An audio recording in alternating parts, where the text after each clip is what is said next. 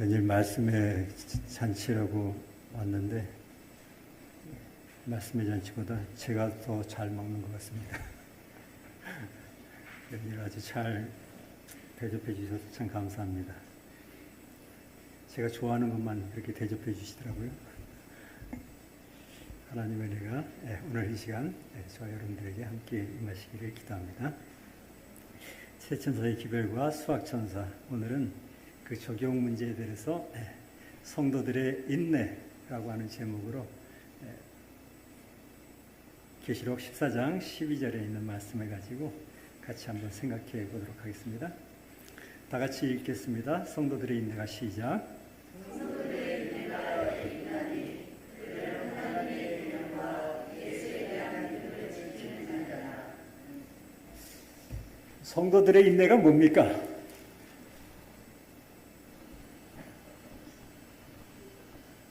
인내가 뭐예요?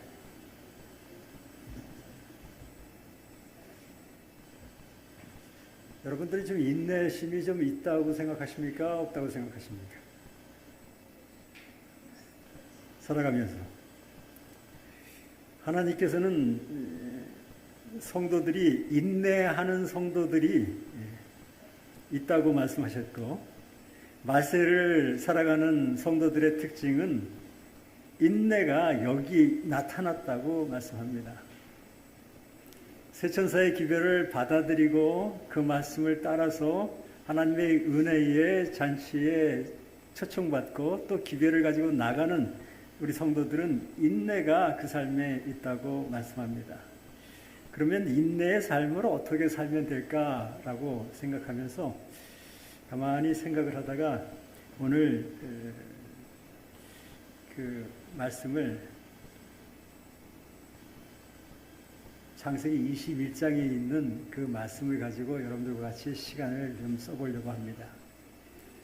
여러분들이 아마 알 수 있는 그런 시입니다. 대추 하나리라고 하는 그런 시입니다. 시인 장석수 씨가 기록한 건데 다 같이 한번 읽어보겠습니다. 시작.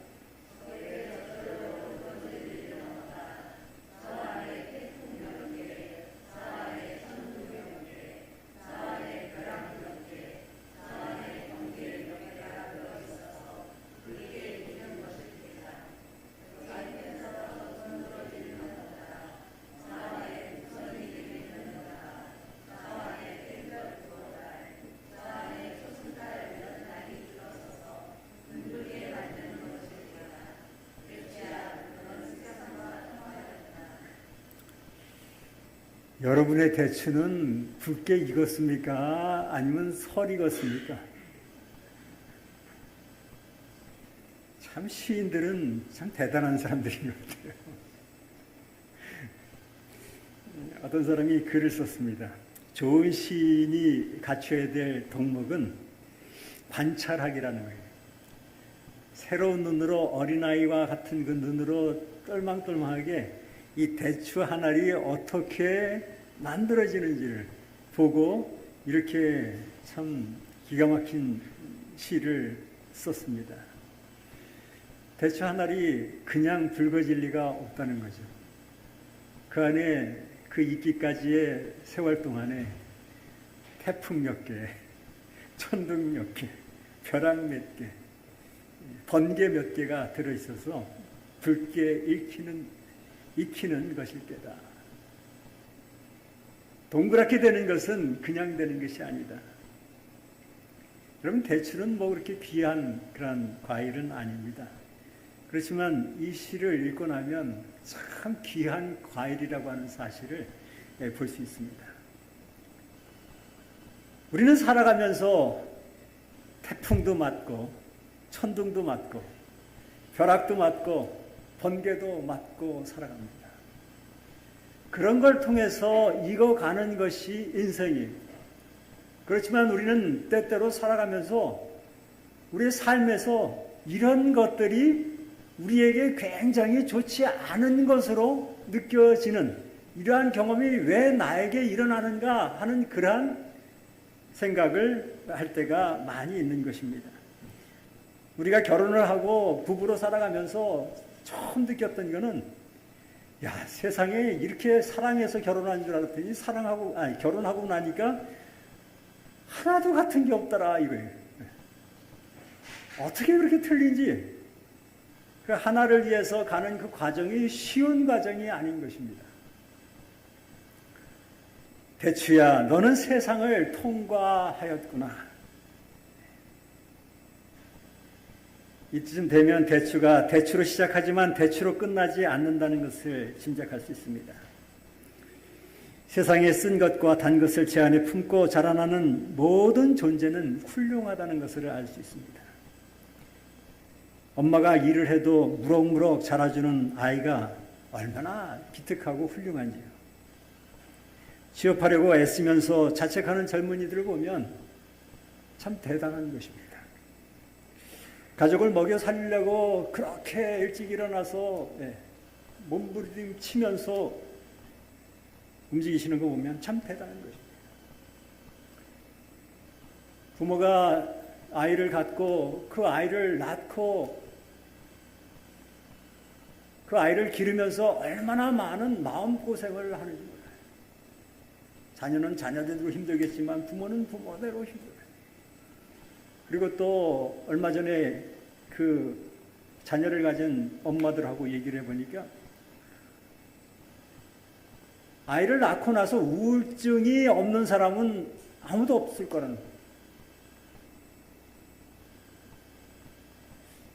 아마 아무도 없을걸요? 이렇게 얘기하는 거예요. 저는 깜짝 놀랐습니다. 그 얘기를 듣고. 그 정도의 차이는 있을지도 모르겠지만 그 과정을 안 겪는 엄마는 없다는 거예요. 야, 이게 참 대단한 거구나 라고 그런 생각을 한번 해봤습니다. 여러분, 이 교회가 이렇게 서기까지, 이 성전이 건축되기까지 여러분들의 많은 희생과 정말 노력과 기도와 헌신이 필요했으리라고 생각되어집니다. 입당 예배 때 와보니까 이 교회 교인들의 얼굴을 보니까 다 붉은 거예요. 다 둥근 거예요. 야, 참 이 교회를 건축하고 나서 얘기를 들어보니까 그때도 한 달에 그 이자만 얼마라고요? 상상도 못할 그런 금액이. 그런데 다 얼굴이 붉고 다 둥그렇게 보이더라는 거예요. 야, 참 귀한 교회구나. 이렇게 아름답게 교회를 짓고 다 그렇게 하나님께 이 예배드리는 장소를 만들고 그렇게 빚이 많고 그것을 어떻게 처리해야 될지도 모르겠지만 그날 본 얼굴은 아무튼 다 붉고 다 둥그렇습니다. 하나님께서 붉고 둥근 얼굴에 축복 내려주시기를 기도합니다. 창세기 21장 33절에 아브라함은 브엘세바에서 에셀 나무를 심고 특별하게 나무 한 그루를 심어놓고 거기서 영원하신 여호와의 이름을 뭐했더라? 불렀더라. 그것에 하나님께 제단을 쌓고 그것에서 영원하신 하나님의 이름을 불렀더라. 오산교회 교우님들이 이곳에 이 교회를 심고 건축하고 여기서 영원하신 여호와의 이름을 불렀더라 하는 그러한 말씀과 같다고 생각되어집니다. 창세기 21장을 오늘은 좀 보려고 합니다. 성도들의 인내가 무엇인가? 참고 사는 것이 무엇인가? 이 생활에 어떻게 적용할 것인가? 하나님의 계명과 예수의 증거를 가진 자들의 특징인데 이것을 어떻게 지키고 갖고 올 것인가에 대해서 좀 생각해보는 그러한 장이 됐으면 좋겠어서 찾았습니다. 창세기 21장을 성경 가지신 분들은 한번 펴보시기 바랍니다. 창세기 21장은 세 부분으로 나와 있습니다. 첫째 부분은 이삭이 태어났다고 하는 것, 그 부분으로 되어 있습니다. 이삭이 태어나서 아이가 다 젖을 뗄 때에 잔치가 벌어졌습니다. 거기까지 얘기가 나와요. 그 이후에 두 번째 부분은 하갈과 이스마엘이 아브라함을 떠난 사건이 나옵니다. 아이가 이제 젖을 때니까 그 후계자로 여겨졌던 이스마엘이 집을 떠나가야 되는 거예요. 그리고 세 번째는 블레셋 지역의 왕 아비멜렉이 조약을 맺기 위해서 아브라함을 찾아오는 사건이 나옵니다. 이것을 가만히 읽어볼 때 마치 세 천사의 기별과 같다는 생각을 했습니다. 하나님께서 이삭을 통해서 그 집안의 대를 이을 하나님의 기별을 전할 하나님의 복음을 연결시킬 영원한 복음으로 연결시킨 그 아들의 생명이 태어났다고 하는 것입니다. 하나님을 두려워하며 그에게 영광을 돌릴 성도들을 하나님께서 준비하시기 위한 그 작업이 일어난 것입니다. 두 번째로 그 바벨론이 무너졌다고 하는 그 기별에서 인간의 노력에 의해서 구원을 베풀려고 하는 하갈과 이스마엘은 당연히 그곳에서 있으면 안 되는 그러한 사람들입니다. 그게 내보내는 것입니다. 그리고 그 세상 속에 살면서 그 세상에 살지만 짐승과 그 우상의 표를 받지 않는 것. 그와 다르게 그 세상에 살지만 바벨론화되는 그러한 것들에 우리의 꿈과 우리의 힘을 거기다 쏟지 않고 타협하지 않고 살아가는 삶. 그것이 바로 아비멜렉, 그 지역의 왕 아비멜렉이 찾아와서 아브라함과 조약을 맺으려고 하는 그 모습 속에서 마지막 하나님의 백성들의 삶의 특징이 무엇인가, 그 삶의 인내가 어떻게 나타났는가 하는 것들을 오늘 이 창세기 21장을 통해서 보려고 하는 것입니다. 이 세 가지 내용을 살펴보면 그렇다고 하는 것입니다. 이 세 가지 내용들을 바라보면서 하나님께서 사람을 어떻게 대하고 있는지, 하나님께서 아브라함을 어떻게 대하고 있는지, 하나님께서 하나님의 사랑하는 백성을 어떻게 인도하고 계신지, 그것을 우리가 볼 수 있는 것입니다. 특별히 하나님의 부르심을 받고 그 속에서, 그 은혜 속에서 살고 있는 사람을 대하시는 하나님을 통해서 우리는 또 어떠한 삶을 살아야 하는지를 이 성경을 통해서 볼 수 있다고 하는 것입니다. 창세기 21장의 첫 구절은 이렇게 시작됩니다. 다 같이 읽겠습니다. 1절 여호와께서 시작. 여호와께서 말씀하신 대로 사라에게 나타나셨고 여호와께서 말씀하신 대로 사라에게 행하셨습니다. 여러분, 이 구절이 창세기 21장 1절에 나온 말씀. 여호와께서 사라에게 나타나셨습니다. 여호와께서 사라에게 나타나셔서 말씀하셨다고 하는 것입니다. 여호와께서 말씀하셨던 대로 사라에게 그의 때에 마지막에 나타난 것입니다. 여호와께서 말씀하신 대로 사라에게 나타나셨을 뿐만 아니라 말씀하신 대로 그에게 행하셨다고 하는 것입니다. 행한 것이 무엇입니까? 여호와께서 행하신 것이 뭐예요? 아들을 낳은 것입니다. 글을 쓰는 작가들은 그들이 쓰는 글에 첫 문장을 놓고 많은 고민을 한다고 합니다. 그 첫 문장이 그 글의 내용을 모두 포함하고 있기 때문입니다. 창세기 1장 1절은 태초에 하나님이 천지를 창조하시니라. 창세기 21장 1절은 태초에 하나님이 여호와께서 사라에게 나타나셔서 사라에게 그가 말씀하신 대로 행하셨다, 이루셨다 하는 것입니다. 약속하신 대로 아들을 주셨다라고 말씀하고 있는 것입니다. 엄청난 말씀입니까? 이 첫 문장이 굉장히 귀중한 말씀입니다. 눈을 갖고 한번 생각해 보십시오. 여호와께서 과거에 사라에게 말씀하셨던 그대로 때가 돼서 나타나셨습니다. 이 성경을 기록하는 이 모세는 하나님께서 보여주신 그 모습을 생각하면서 여호와께서 말씀하신 대로 사라에게 나타나셨구나.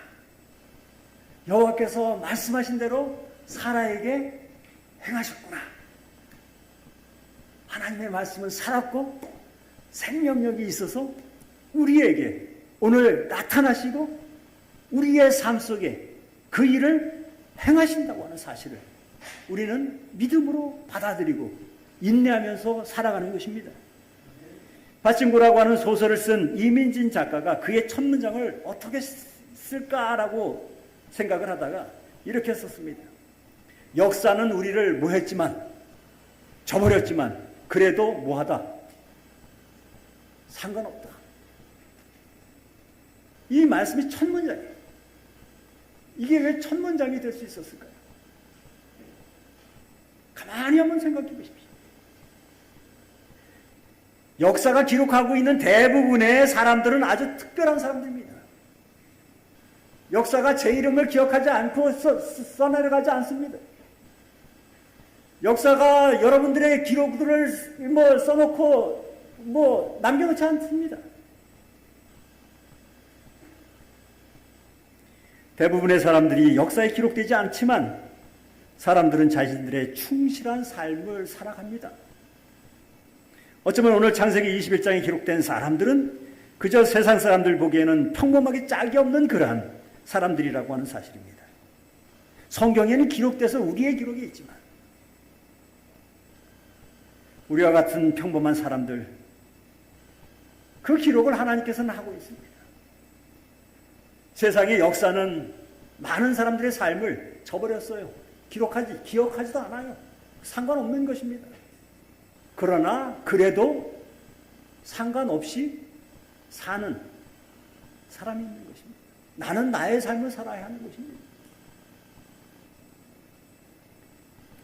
보잘것없는 한 작은 여인이 어쩌다가 결혼을 하고 아이를 갖게 돼서 일본으로 가게 되는 것입니다.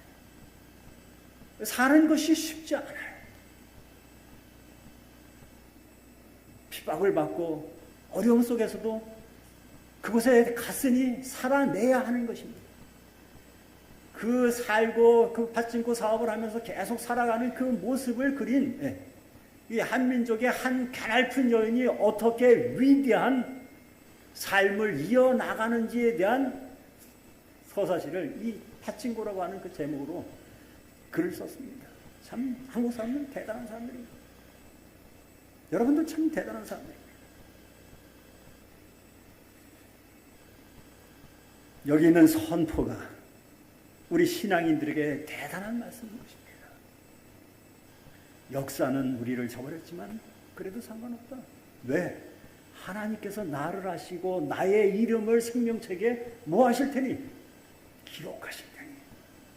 세상이 아무리 우리를 기억하지 못할지라도 하나님께서 우리를 불러주시고 우리를 기억하시고 우리에게 말씀하고 약속하신 것을 우리를 통해서 이루신다 하는 그 말씀이 오늘 사라의 말씀을 통해서 세천사의 기별을 통해서 우리에게 다시 온다고 하는 것입니다. 시편 33편 9절은 이렇게 얘기합니다. 동일한 말씀입니다.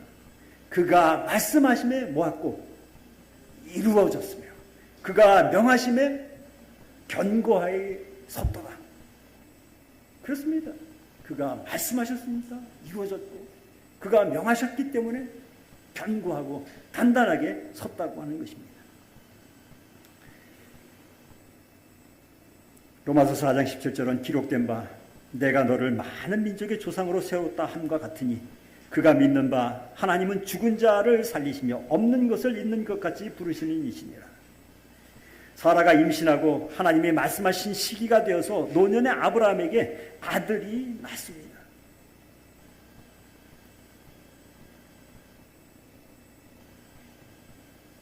아들 이삭을 품에 안게 되었고 하나님은 나를 웃게 하셨고 듣는 자가 다 함께 웃을 것이다 라고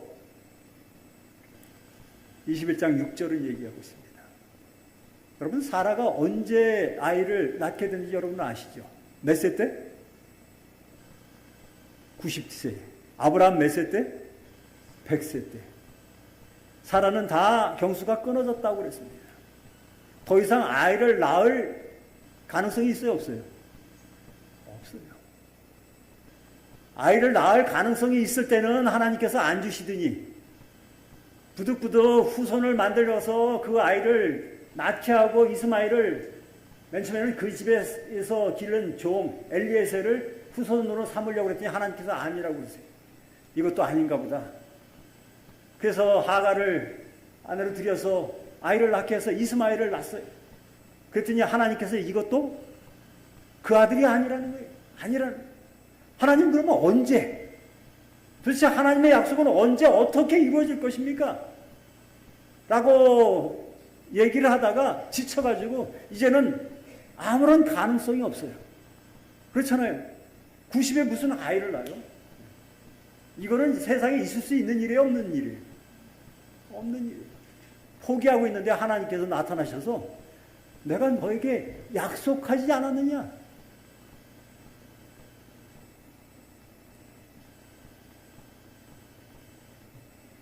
내가 너에게 전에 나타나서 말씀하지 않았느냐? 너 그거 지금 믿고 있니? 안 믿고 있니? 사라가 어떻게 해요?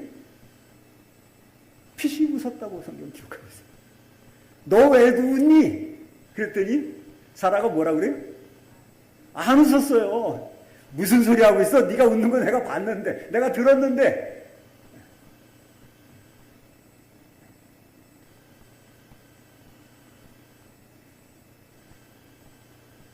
하나님이 나를 웃게 하셨다.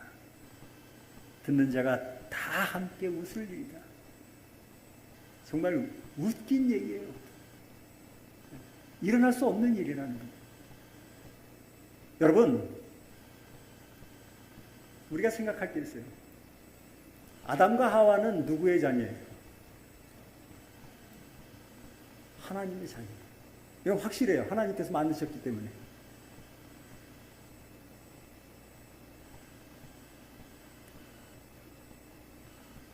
이삭은 누구의 자녀예요?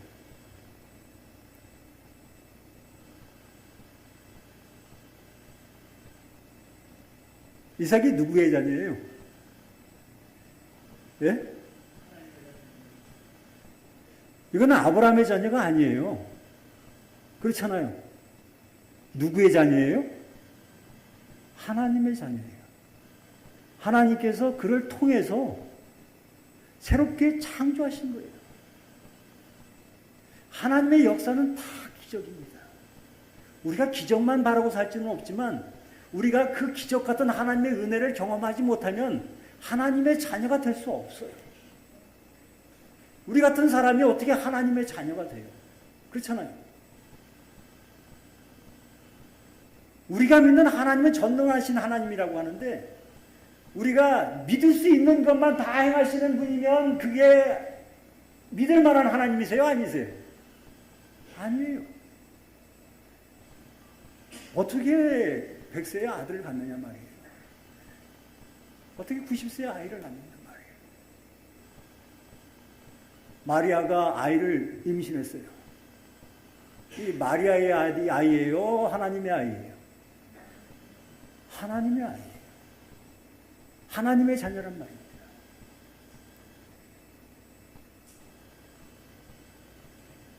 믿음은 바로 이것입니다. 보이지 않는 건데 보는 거예요. 나타나지 않은 건데 나타나는 거예요. 우리가 신앙이 그래요. 때때로 보이지 않는 것 같은데 하나님께서 약속하셨으니 그 하나님을 믿고 그 약속을 믿고 살아가는 것. 쉬운 거예요? 어려운 거예요? 세상이 웃을 수밖에 없어요. 나도 처음에는 웃었으니까.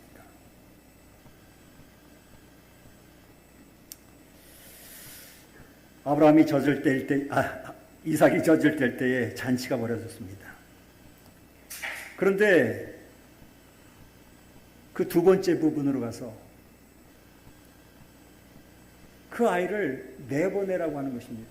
근데 성경은 뭐라고 그랬냐면 그냥 내보내지 않고 그 아이가 젖을 떼면서 잔치가 벌어졌는데 이스마엘이 나이가 몇 세 됐는지 아세요? 계산을 해보면 몇 세예요? 17살이에요. 18살이든지. 다 큰 청년이에요. 그 다 큰 청년이 그 아이를 보고 뭐 했다고 기록되어 있어요? 놀렸다고 기록되어 있어요. 근데 놀리는 자라고 설명되어 있는데 그 단어가 멸시하다, 비웃다, 좀 더 나아가서는 핍박하다라고 하는 그러한 뜻이 있습니다. 바벨론에서 나오라고 하는 것은, 바벨론이 무너졌다고 하는 것은 하나님의 성도를 핍박하는 셈입니다. 17살이나 먹은 이스마엘이 이삭의 탄생으로 말미암아 상속권을 상실한 것입니다. 불만을 품게 됩니다. 고의적으로 동생을 멸시하고 핍박하기 시작하는 거예요. 조롱하기 시작하는 거예요. 아브라함이 고민에 빠졌어요. 왜? 사라가 뭐 하라고 그랬으니까? 내쫓으라고 그랬으니까 같이 못 있겠다. 같이 두면 되지 않겠다라고 얘기하는 거예요.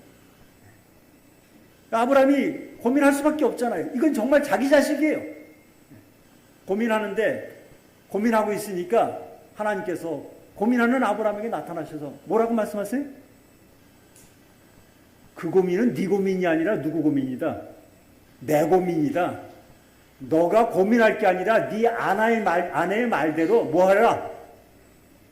내보내라. 내 후손을, 내 모든 유산을 이을 믿음의 후손으로 커야 할 그러한 사람이 아니다. 그런 아들이 아니다라는 거 하는 거예요.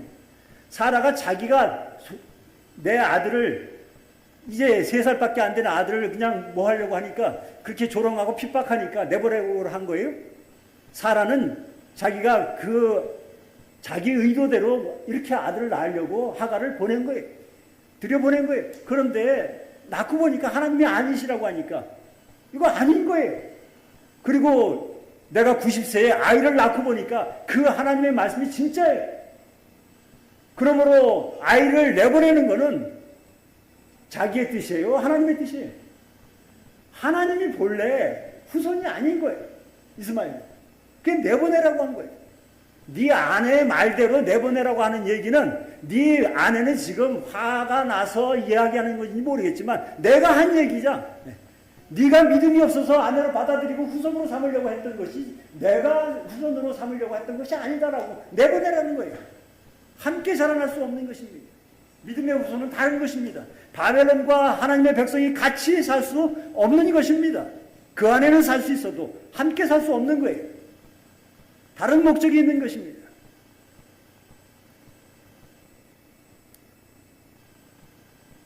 하갈이 쫓겨났어요. 이스마엘이 쫓겨났어요. 쫓겨날 때는 정말 성경에 기록되어 보면 아무것도 주지 않고 식량 조금, 물 한 통 어깨에 매가지고 그냥 내보냅니다. 어떻게 이럴 수가 있어요? 가서 그게 물이 다 떨어지니까, 식량이 다 떨어지니까 울기 시작하는 겁니다. 자기 자식이 굶어 죽게 생겼는데 울지 않을 부모가 어디 있어요? 그 엄마가 슬피 웁니다. 아이도 그냥 떨어져서 배고프다고 우는 것입니다. 17살 먹은 아이라고, 17살 청년들도 다 아이라고 성경은 얘기하고 있습니다. 살아갈 준비가 제대로 안 돼 있는 거예요. 아무런 제한 없이 살다가 이제 갑자기 그냥 광야에 떨어진 것입니다. 하나님께서 내보내라고 하셨으니 내보냈는데 이젠 누구 문제다? 아브라함의 문제가 아니고 이제는 하나님의 문제예요. 이들이 하나님을 찾든지 안 찾든지 이들의 결정이에요. 하나님께서 그 뜻을 보시고 하나님이 그 어린 아이의 소리를 뭐 하셨다? 들으셨다. 처음에 아이를 가졌을 때 이스마엘이라고 지으라고 말씀하셨어요. 누구에게? 아브라함에게? 아니요, 하갈에게. 하갈이 아브라함 집에서 살면서 느끼고 배운 게 있어요. 아이를 갖고 방에 나와서 그냥 살다 보니까 살아갈 수가 없는 거예요. 하나님께 기도하는 거예요. 하나님께서 너 그러지 말고 다시 내 주인의 아래로 들어가서 거기서 아이를 낳고 키워라 라고 말씀하십니다. 그러면서 그 아이의 이름을 뭐라고 지으라고요? 이스마엘이라. 여호와께서 뭐 하셨다? 들으셨다. 여러분, 하나님께 기도하는 사람들은 하나님께서 다 구원하십니다. 이것이 하나님의 은혜예요. 하나님께서 이스마엘의 소리를 들으셨다. 그게 두 번째 부분입니다. 창세기 21장에. 하나님께서는 우리의 기도를 들으십니다. 제가 좋아하는 노래가 하나 있습니다. 행복이라고 하는 노래입니다.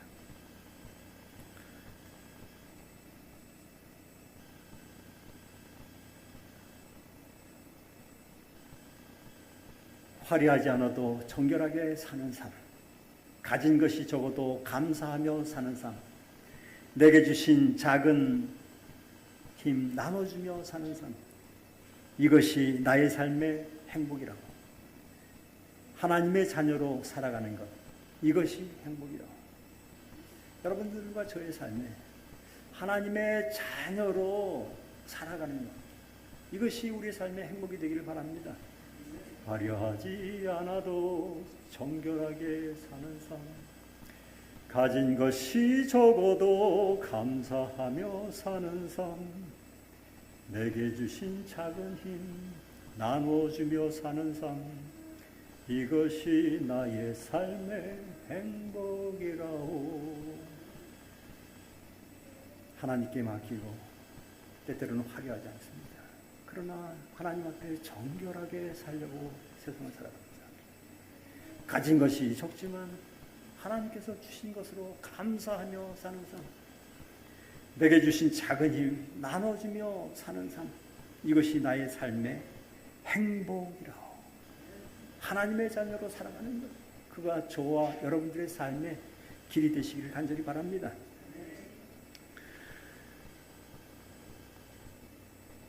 아브라함이 어디로 갔냐면 부엘세바로 갔습니다. 부엘세바에서 일어난 일이 연속적으로 일어난다고 성경은 이야기하고 있습니다. 이삭이 젖을 뗄 때에 18살 정도의 아이를 내보냈습니다. 그래서 광야로 나간 이 바벨론의 후손인 이스마엘은 그 광야에서 그래도 하나님의 은혜 속에 살게 됐습니다. 그러나 시간은 그 다음 장면으로 넘어갑니다. 그것이 바로 창세기 21장 22절의 말씀입니다. 그때에 내보내고 나서, 내보내고 나서 그 다음에 그 기간이 얼마나 걸렸습니까? 그 기간 동안 다른 기록은 아무것도 없어요. 이 사이의 기간이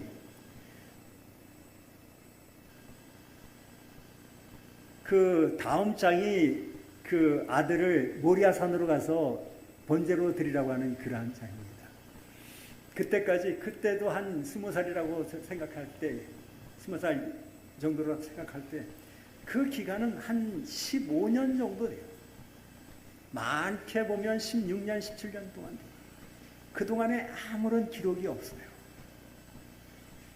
그리고 그 기간은 어쩌면 이 가정에 그 부엘사바에서 이삭이 자라나는 기간인 것입니다. 하나님의 자녀로 온전하게 커가는 그러한 기간인 것입니다. 광야로 나간 그 사건과 그 가운데 일어나는 그 사건 속에 하나님의 복음이, 하나님을 믿는 신실한 신자들이 그들의 믿음을 다시 한번 키워가는 시간입니다. 그러나 그 시간은 침묵의 시간입니다. 특별한 일이 없어 지나가는 조용한 시간입니다. 아무에게도 알려지지 않는 그러한 시간입니다. 무슨 일이 일어나는지 전혀 생각조차 할 수 없는 그러한 긴 시간입니다. 아마 이삭이 자라나는 시간이었을 것입니다. 대추 한 알이 붉고 둥글게 익어가는 시간이라는 말입니다. 일상의 평범한 시간이라고 하는 말씀입니다. 그와 비슷한 일상의 시간 속에서 하루는 아비멜렉이 아브라함을 만나기 위해서 나타났습니다. 그것이 바로 21장 23절입니다. 그런즉 시작. 그런즉 너는 나와 내 아들과 내 손자에게 거짓되이 행하지 아니하기를 이제 여기서 하나님을 가리켜 내게 맹세하라. 내가 내게 후대한 대로 너도 나와 네가 머무는 이 땅에 행할 것이니라.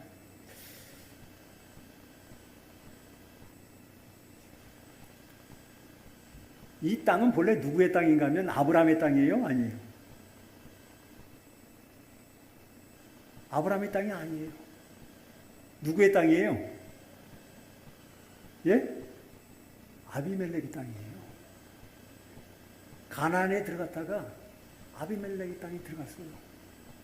블레셋 지역에 들어갔다고 성경은 기록하고 있어요. 그곳에서 사는 것입니다. 그 아비멜렉 그 지역으로 갈 때 그랄 땅에 거하려고 갔을 때에 그랄 왕 누가 있었어요? 아비멜렉이 있었어요.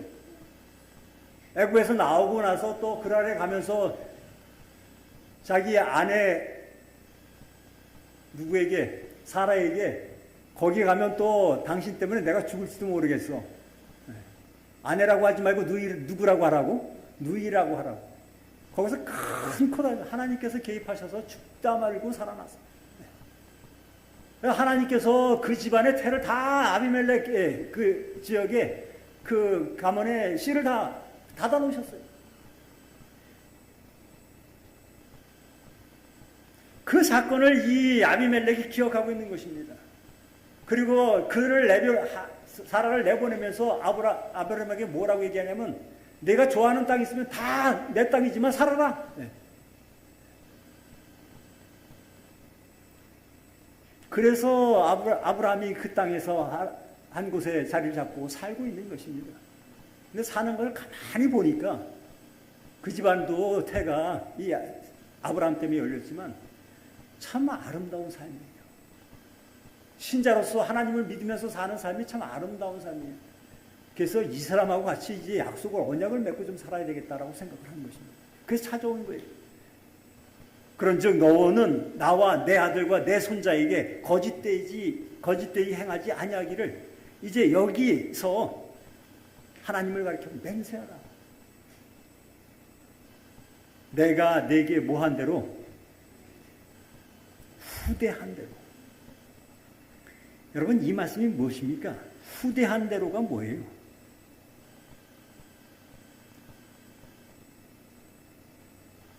후대가 뭐예요? 아브라함이 아비멜렉에게 은혜를 베푼 겁니까? 아비멜렉이 아브라함에게 은혜를 베푼 거예요. 예? 이거 지금 누구 얘기인가 하면 아비멜렉의 얘기예요. 네가 내 앞에서 좀 맹세 좀 하나님의 이름으로 맹세 좀 해줬으면 좋겠다. 왜 맹세를 하냐면 내가 네게 뭐 한 대로 후대한 대로. 아비멜렉의 입장에서 보면 자기 땅에 와서 이 낯선 나그네가 사는 거예요. 그 아내 때문에 내가 혼은 났지만 또 그가 기도를 함으로 우리가 가족을 잇고 내 아들과 내 손자 이거 어디서 생긴 거예요? 아브라함이 기도해서 생긴 거예요. 하늘의 하나님을 가르쳐서 맹세했으면 좋겠다. 약속해서 언약했으면 좋겠다. 그렇지만 내가 네게 아직까지 그 몇 년 동안 한 십몇 년 동안 가만히 너가 이 땅에 살면서 나는 너에게 잘해줬다는 거예요. 후대했다는 거예요.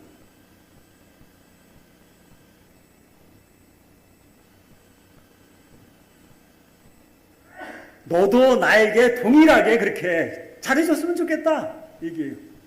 나를 위해서 기도하고 나에게 후대해줬으면 좋겠다. 네가 믿는 하나님의 이름으로. 여러분 세상 살아가면서는 좀 높은 지위에 있는 사람들은 아랫사람에게 계속 뭐를 베푼다고 생각해요? 호의를 베푼다고 생각해요. 아랫사람은 높은 사람에게 윗사람에게 호의를 받고 살아간다고 생각해요? 아니에요? 아니기가 쉬워요. 사장님과 사원 사이에, 교사와 학생 사이에, 주인과 종업원 사이에, 상사와 말단 직원 사이에. 제 친구가 교사를 하고 있다가 은퇴를 했는데 그 친구가 이런 얘기를 해요. 참 요새 교사하기가 힘들답니다. 어떤 아이가 늦게 학교 시작하고 나서 고등학생인데 늦게 한 11시 반 정도에 왔다는 거예요. 그리고 와서는 선생님한테 뭐라고 얘기를 하냐면 선생님 저 오늘 지각으로 처리해 주세요. 지각으로 처리해 달라는 거예요. 네가 왜 지각이냐? 지금 벌써 몇 시간을 빼먹고 점심시간 다 돼서 왔는데 그랬더니 왔잖아요. 나 그렇게 못해줘. 왜 못해줘요? 선생님이 여기 계신 거는 저 때문에 있는 거예요. 저희 부모님이 학비 내고 세금 내고 그래서 선생님이 여기 있는 거예요. 이렇게 얘기하는 아이에게 선생님이 뭐 대꾸할까요? 어떻게 했으면 좋겠느냐는 거예요. 호의를 선생님이 학생에게 베풀려고 하는 게 아니라 당연히 지각으로 처리해 주시고 선생님이 여기서 가르치고 밥 먹고 살 수 있는 거는 우리 부모님이 세금을 내고 제가 여기 학생으로 있기 때문에 당신은 가르쳐야 된다는 거예요. 호의를 우리가 베풀고 있다는 거예요.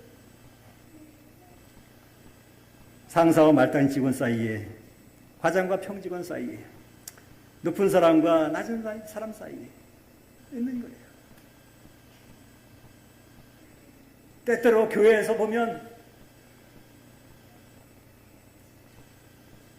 교회에서도 그런 일이 있을 수 있어요.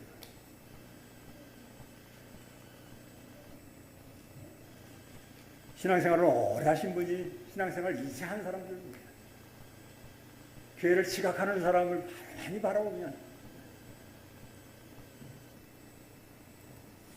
아비멜렉이 그 땅에 사는 아브라함을 많이 보면서 내가 네게 후대한 대로 자기의 생각으로는 내가 참 은혜를 베풀고 살아온 거예요.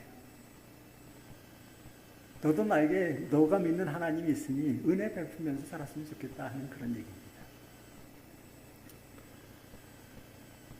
근데 아브라함은 후대를 받고 있다고 알기는 아는지 꼭 말을 꺼내서 얘기하고 있는 것입니다. 모르고 있는 건지 도대체 모르고 있습니다.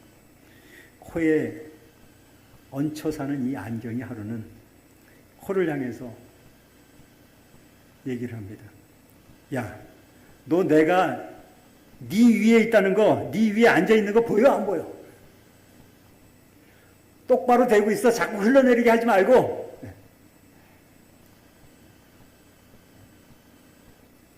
안경을 쓸 수 있는 것도 코 때문이에요. 아니면 코가 있기 때문에 코가 제대로 일을 못하기 때문에 안경이 흘러내리는 거예요.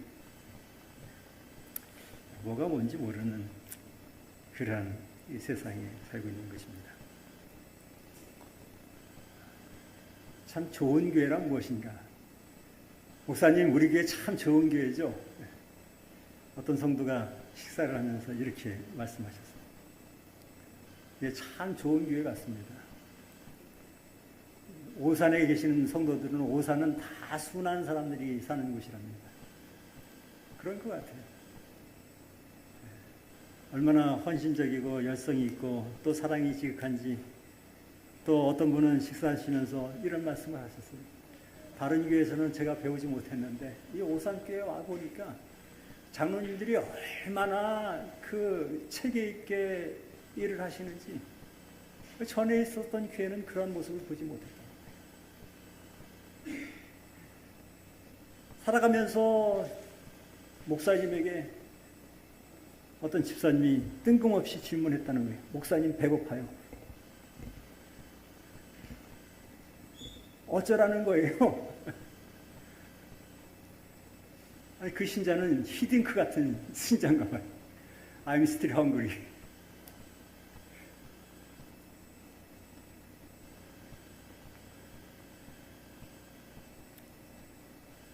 여러분, 서로 대화를 하고 이야기를 하고 서로에게 있는 마음을 쉽게 얘기하고 이렇게 할 수 있다고 하는 사실은 이게 윗사람과 아랫사람과에서는 일어날 수 없는 일이에요. 그렇잖아요. 어려운 일이라는 말이에요. 이 커뮤니케이션이 되지 않는다는 얘기예요. 말이 쉽게 이렇게 서로 얘기할 수 있는 것은 우리 장로님 잘나시셨네. 전에는 안 그러셨잖아요. 이제는 밥도 챙겨 드시고 식사도 챙겨서 하시고 이러는 거예요. 여러분, 이런 소리가 쉽게 나오는 얘기는 아닙니다. 우리가 일상생활에서 서로가 서로를 생각하면서 서로가 서로를 바라보면서 할 수 있는 얘기. 목사님이 이 이야기를 들었을 때 그냥 흘려듣는 얘기로만은 들리지 않았을 겁니다. 목사님 배고파요 그러는데 가만히 있을 목사님이 어디 있겠어요? 그게 육신의 배고픔인지 영적인 배고픔인지 그거 어떻게 알아요? 부담을 갖는 거예요.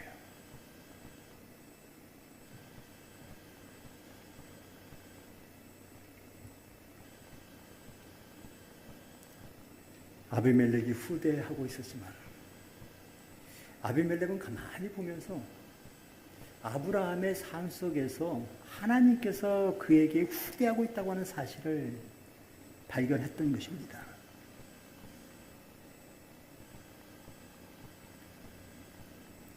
창세기 20장 7절, 그 전에 그의 아내를 돌려보내라 처음에 아비멜렉에 있었던 사건입니다. 그는 누구라? 선지자. 그가 너를 위하여 뭐하리니? 기도하리니. 내가 뭐하리라? 살리라. 너의 부족함을 그가 있기 때문에, 그가 하나님을 믿기 때문에 그의 하나님께 기도하면서 사는 그 모습 속에서 그가 기도하지 않으면 너에게 뭐가 없어요? 자식이 없어요. 성도가 배고프다고 그러는데 목사가 기도하지 않으면 그 배고픔을 채워줄 수가 있어요, 없어요? 없어요. 여러분들이 배고프다고 하나님께 기도하는데, 여러분이 아프다고 기도하는데 하나님께서 그 기도를 들어주세요, 안 들어주세요? 들어주세요. 성도들의 인내는 이 땅에 살면서 하나님께 기도하는 것이라는 말씀이에요. 하나님께서 우리에게 왜 성도로 불러주셨는가? 하나님의 아름다우시면 하나님의 능력을, 하나님께서 하나님을 사랑하는 사람들을 다시 세워주신다고 하는 사실을, 구원의 길로 이끄신다고 하는 사실을 그들을 통해서 알려주시려고 오늘 이 땅에서 살게 하신다고 하는 사실이에요.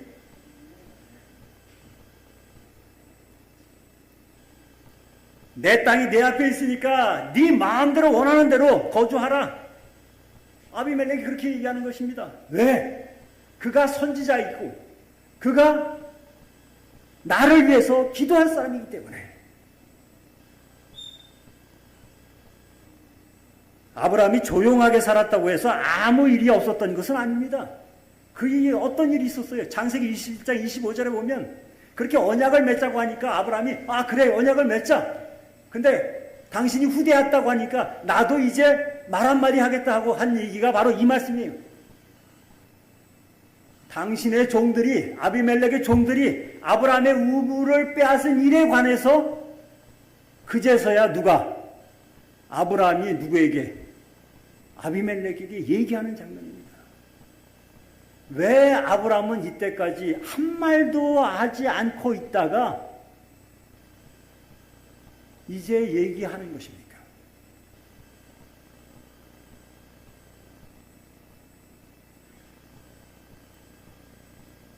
여러분, 땅이 아무리 좋아도 물이 없으면 다 헛거예요. 그렇잖아요. 물이 안 나오면 거기 살 수가 없는 땅입니다. 우물을 팠는데 아비멜렉의 종들이 와갖고 뭐 하는 거예요? 우리 주인은 너보고 살고 싶은데 살라고 해서 우리가 여기 사는지 모르겠지만 이 땅은 본래 누구 땅이냐? 내 땅이냐? 우리 땅이냐? 목축을 기르는 거는 누구니까? 종들이니까 그냥 못되게 구는 거예요. 거기서 못 살게 하는 거예요. 이후에도 계속 그런 사건이 나오지 않습니까? 이삭 때에 거듭거듭해서 나오고. 여러분들 공장을 하나 만드는데 얼마나 많은 물들이 들어가는지 아시죠? 여기 삼성 공장들이 많이 생기고 이 주위에 있지만 이 주위에 물이 없으면 공장들이 세워질 수가 없어요. 한 도시가 생기려면 거기에 물이 없으면 세워지지 못하는 것입니다. 정보를 많이 처리하는 그러한 컴퓨터 그 기록 장치들이 많은 그러한 웹 업체들은, 웹 그 사이트들은 네이버나 이런 것들은 그 정보를 담아놓기 위해서 많은 그 컴퓨터가 있고 거기에서 뭐가 발생돼요? 열이 발생돼요. 그걸 다 에어컨 켜놓고 24시간 44철 돌리고 있는 것입니다. 정보의 양이 많아지면 많아질수록 더 많은 컴퓨터가 돌아가야 돼요. 이제는 사람들이 생각하기를 어떻게 그것을 열을 식힐 수가 없으니까 아예 물속에서 잠그는 컴퓨터를 만들어서 거기다 저장장치를 하고 물속에서 아예 그 냉각을 할 수 있도록 이렇게 만들자고 사람들은 물이 있는 근원을 찾아갑니다. 물이 없으면 살 수가 없어요. 하늘과 땅과 바다와 물들의 근원을 만드신 이를, 살도록 하신 이를 경배하라 하는 말씀도 거기 있어요. 이 그랄이라고 하는 지역은 이 술과 그 가데스 사이에 있는 그랄이라고 하는 지역입니다. 그리고 브에사바는 그 옆이에요. 네, 마른 땅들이에요. 평상시에는 물들이 없으면 살아갈 수 없는 것입니다. 우물을 팠는데 계속해서 못 살게 하고 구는 거예요. 그러나 그때까지 아비멜렉이 와서 하나님의 이름으로 맹세하자고 얘기할 때까지, 언약을 맺자고 할 때까지 한 말도 안 하고 사는 아브라함입니다. 성도들의 인내가 어디 있어요? 여기 있어요. 성도들의 삶에는 세상의 사람들에 대해서 불평하고 불만하고 안 됐다고 욕하고 하는 것이 성도들의 삶이 아니고 하나님을 믿고 사는 사람들의 삶은 다른 것입니다. 인내하면서 사는 거예요. 미워하든지 시기하든지 질투하든지 못살게 굴든지 상관하지 않고 하나님의 백성으로 살아가는 것은 쉬운 것이 아니라고 하는 사실이에요.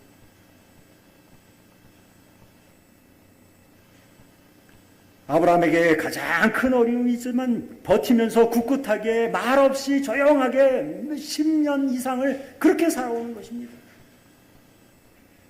그는 하나님이 어떤 일을 펼치실지 알았기 때문에 그래요. 경험했기 때문에 그래요. 없던 아들이 어떻게 생기는지 경험했기 때문에 그래요. 하나님께서는 어떤 것도 만들어주시는구나. 하나님께서 어떤 것도 나로 하여금 생명을 이어서 그 구원을 얻게 하시는구나 라고 하는 사실을 그가 깨달았기 때문에 그런 것입니다. 이것이 바로 믿음으로 말미암는 의예요. 그가 믿으니 그것을 의로 여겼더라. 노아가 비가 올 것을 믿으니 그것이 의로움을 보인 그러한 사건으로 하나님께서 말씀하신 것입니다. 빠친구 얘기를 계속하겠습니다. 그 아들 이름이, 그 남편 이름이 이삭이고 그 아들 이름이 노아예요. 손을 꼭 잡고 이렇게 얘기합니다. 너는 아주 용감해, 노아야. 너보다 훨씬 더, 나보다 훨씬 더 용감해. 너를 한 사람으로 인정하지 않으려는 그런 사람들이 주위에 너무 많아. 하루하루 살아가는 것은 큰 용기가 필요하단다. 우리가 매일 목격하는 것은 얼마나 많은 평범한 사람들이 개인의 목표를 위해서 노력하면서 은혜와 확신을 갖고 삶의 역사의 수치 속에서 그것을 저항하면서 꿋꿋하게 아무 얘기하지 않고 그 삶을 이어가는가 하는 것입니다. 역사는 우리를 때때로 저버립니다. 그러나 그래도 상관없습니다. 왜? 내가 믿고 내가 의지하는 여호와 하나님께서 있기 때문에. 여호와 하나님께서 나에게 나타나셨고 나에게 말씀하셨고 그 말씀하신 대로 나의 삶에 그 일을 때가 돼서 나타나실 것이고 이루실 것을 내가 확신하고 있기 때문에 그렇다고 하는 사실입니다. 얼마나 놀라운 그러한 은혜의 말씀인지 모릅니다. 여러분, 세상을 살아가면서 불공평한 일들이 많이 있습니다. 매일 가슴 아픈 일들이 많이 있습니다. 하지만 그럼에도 하나님께서는 우리로 하여금 신자의 삶을 계속 이어나가기를 원하시고 계신 것입니다. 인내하면서 살기를 원하시는 것입니다. 우리의 도움은 어디에 있다고요? 여호와 하나님께. 우리의 할 일은 무엇이라고요?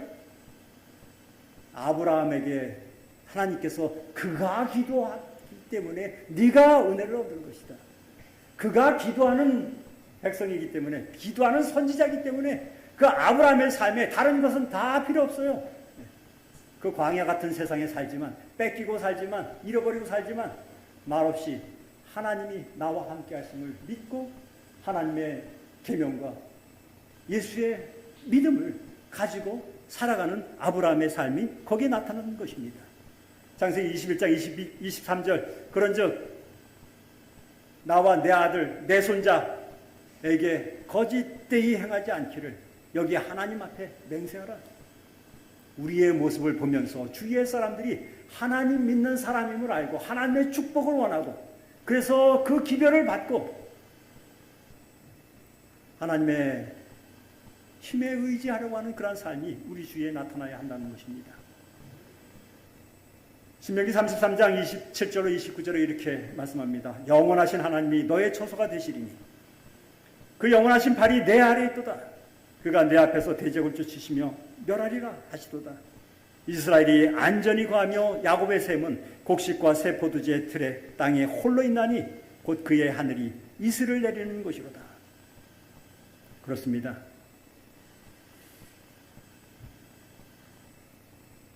우리 오산교회 성도 여러분들이죠. 여러분들 한 명 한 명이 한 사람 한 사람이 살아가면서 아브라함처럼 신앙생활하면서 우물을 빼앗길 수도 있고 쫓겨다닐 수도 있고 땅이 없을 수도 있고 신앙생활하면서 참 어려움이 많을 수 있습니다. 세상에 많은 사람들을 우리를 바라보면서 그들이 우리를 살게끔 해준다고 생각을 해요. 그러나 하나님의 백성들은 기도하는 백성들입니다. 하나님의 백성들은 인내하는 사람들입니다. 하나님의 백성들은 하나님의 은혜로 살아가는 사람들입니다. 우리의 삶에 그런 아름다운 은혜가 펼쳐지기를 기도합니다. 다 같이 읽겠습니다. 아침에 시작. 내 평생에 즐겁고 기쁘게 하소서. 주 우리 하나님의 은총을 우리에게 임하게 하사 우리 손의 행사를 우리에게 견고하게 하소서. 아침에 일어나서 주의 인자로 기도하시기는 저와 여러분 되시길 간절히 바랍니다. 우리의 삶은 시와 찬송과 신령한 노래들로 서로 화답하는 삶입니다. 서로 말하는 삶입니다. 너희의 마음으로 주께 노래하고 찬송하며 사는 삶입니다. 범사의 우리 주 예수 그리스도의 이름으로 항상 아버지 하나님께 감사하며 그리스도를 경외함으로 피차에 뭐하라? 복종하며 살아라. SDA 성경지성은 이렇게 얘기합니다. 하나님이 어떤 사람과 함께한다는 사실은 오래지 않아 다른 사람들에게 알려지게 돼 있다. 하나님의 충성스러운 대표자들에게 임하는 분명한 축복으로 인해서 그들의 생애를 목격하는 많은 사람들의 마음에 그들을 향한 뭐가 생긴다? 존경심이 생긴다. 가장 겸손한 그리스도인의 주위에는 위엄과 능력의 분위기가 감돈다. 아름다운 말입니다. 로마서 12장 18절 할 수 있거든 시작. 할 수 있거든 너희로서 모든 사람과 더불어서 화목하라. 여러분 우리 주위에 우리를 통해서 싸움이 일어나지 않기를 바랍니다. 하나님께서 할 수 있거든 너희로서 모든 사람과 더불어 뭐하라? 화목하라. 이 말씀이 뭐예요? 다른 말로 얘기하면 여러분 기도하면서 사십시오. 예레미야 29장 7절 시작. 너희는 내가 사로잡혀 가게 한 그 성읍에 평안하기를 힘쓰고 위하여 여호와께 기도하라. 이는 그 성이 평안함으로 너희도 평안할 것입니다. 그들이 기도했기 때문에 바벨론이 평안한 것입니다. 아브라함이 기도했기 때문에 아비멜렉이 평안한 것입니다. 내가 기도했기 때문에 우리 주위에 나와 내 아들과 내 손자들에게 거짓되이 행치 않고 여기서 그 하나님 앞에 맹세하라고 하는 그런 놀라운 역사가 우리의 삶에 있어야 하는 것입니다. 창세기 21장 31절 두 사람이 거기에서 서로 맹세하였으므로 그곳을 부엘세바라 이름하였더라. 여기 성경 가만히 보면 그들이 언약을 맺자고 했을 때 양과 소를 잡았어요. 그런데 그 양과 소를 잡고 맹세를 했어요. 그런데 맹세를 다 하기 전에 아브라함이 한 가지 얘기를 하는 것입니다. 당신의 종들이 우리의 우물을 막았어요. 그래서 내가 아직까지 한 말도 안 했지만 이렇게 살고 있는데 당신은 나를 후회했다고 얘기합니다. 하지만 저는 그럼에도 불구하고 한마디도 얘기하지 않고 기도했습니다. 이왕 하나님 앞에 이름으로 약속하니까 약속 하나 더 하십시다. 그러면서 양을 7마리를 줍니다. 그래서 따로 그 일에 대해서 앞으로 이 우물에 대해서 더 이상 뭐 하지 마라. 방해하지 말기를 원한다. 여러분들이 그렇게 방해하고 그러는데 제가 어떻게 여러분들을 위해서 기도할 수 있겠어요? 기도는 하겠지만 그 기도가 쉽게 나오지 않는 거예요. 여호와 앞에 당신이 여호와 하나님의 이름으로 기도하자고 하니까 그렇게 합시다라고 한 거예요. 그래서 그곳을 이름해서 뭐라고요? 브엘세바라고요. 맹세의 우물이라고요.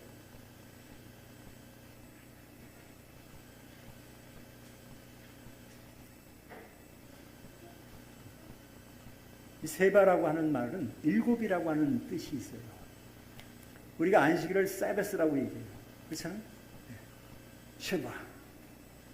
7이라고 하는 것도 있고 맹세라고 하는 뜻도 있습니다. 안식일은 언약입니다. 맹세의 언약이에요. 7이라고 하는 7날이 하나님께서 축복하셨다고 했어요. 7이라고 하는 숫자도 있어요. 7이라고 하는 숫자 자체가 맹세라고 하는 언약이라고 하는 그런 의미를 지니고 있다고 하는 사실입니다. 그리고 쉐바라고 하는 말은 들으라고 하는 것입니다. 하나님께서 말씀, 이스라엘아 들으라, 쉐마 이스라엘, 쉐마, 세바, 여호와 이름을 부른 것입니다. 예배했다는 것입니다. 함께. 에베소서 1장 17절로부터 19절에 이렇게 기록됐습니다. 우리 주 예수 그리스도의 하나님, 영광의 아버지께서 지혜와 계시의 영을 너희에게 주사 하나님을 알게 하시고 너희 마음의 눈을 밝히사 그의 부르심의 소망이 무엇인지, 또 성도 안에서 그의 기업의 영광의 풍성함이 무엇인지, 그의 힘의 능력으로 역사하심을 따라 믿는 우리에게 베푸신 능력의 지극히 크심이 어떠한 것을 너희로 알게 하시기를 원하노라. 하나님께서 우리에게 축복 주시기를 원하시는 것입니다. 하나님께서 우리에게 성도로서 살아가기를 원하시는 것입니다. 창세기 21장 33절 읽고 마치겠습니다. 아브라함이 시작. 아브라함은 브엘세바에 에셀 나무를 심고 거기서 영원하신 여호와의 이름을 불렀으며, 영원하신 여호와의 이름이 여러분 계신 그곳에서, 이 성전에서 이 거룩한 나무를 심고 이 성전을 세우면서 이름을 부르면서 찬양하시면서 하시는 저 여러분 되시길 간절히 바라면서 말씀을 드리도록 하겠습니다.